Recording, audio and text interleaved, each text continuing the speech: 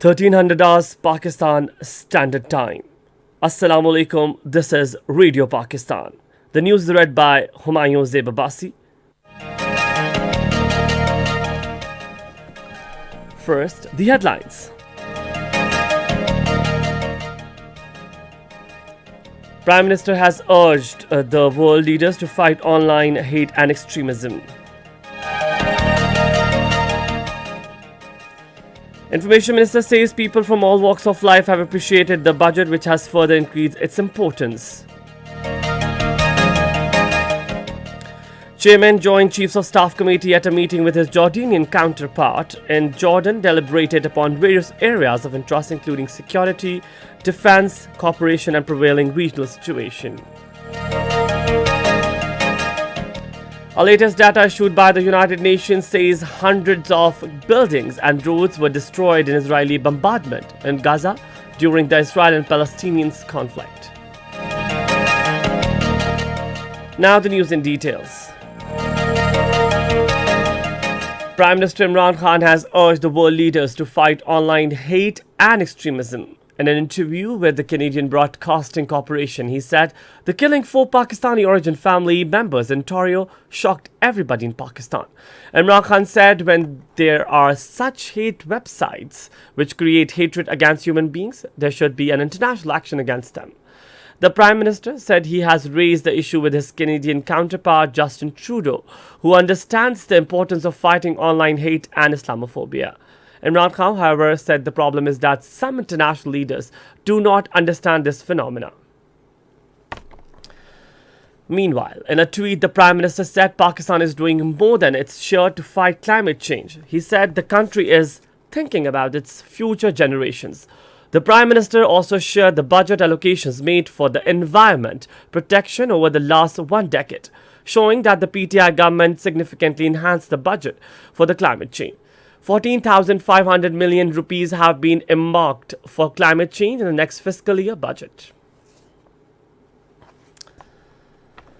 Minister for Information and Broadcasting Chaudhry Fawad Hussain says people from all walks of life have appreciated the budget, which has further increased its importance. In a tweet today, he said the behavior of opposition has been irresponsible and even they have not read the budget yet. He said that the people can expect from such frivolous opposition. The Information Minister said for the next 7 years, these people will also be seen standing in the corner carrying similar banners. President Dr. Arif Alvi contacted the families of the martyr FC officials who became victims of the terrorist attack from Afghanistan when they were busy in erecting fence along the Pak-Afghan border in Balochistan.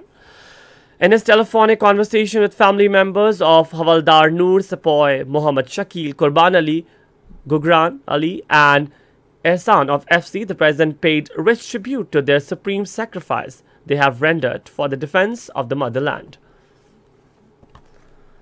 Chairman Joint Chief of Staff Committee General Nadeem Raza, who is an official visit to Jordan, called on Chairman of the Joint Chiefs of Staff of Jordanian Armed Forces Major General Yusuf Ahmed Al-Hanati and deliberated upon various areas of interest including security, defense, cooperation and prevailing regional situation.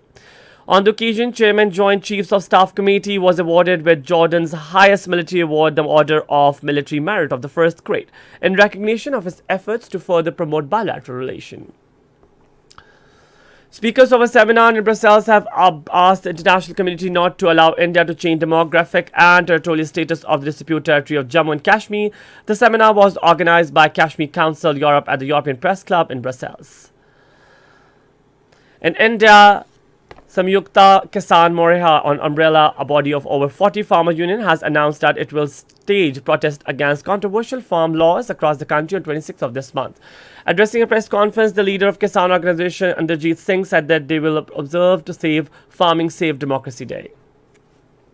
In Afghanistan, at least 5 people have been killed in an attack by unknown gunmen in Paghman district of Kabul province.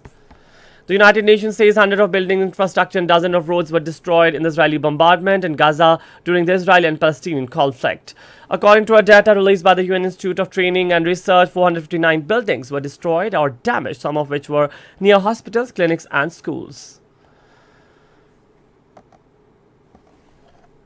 And that is the end of the news. For more news and analysis, you can log on to our website radio.gov.pk and also live video streaming of our bulletins on the link facebook.com/Radio Pakistan News Official.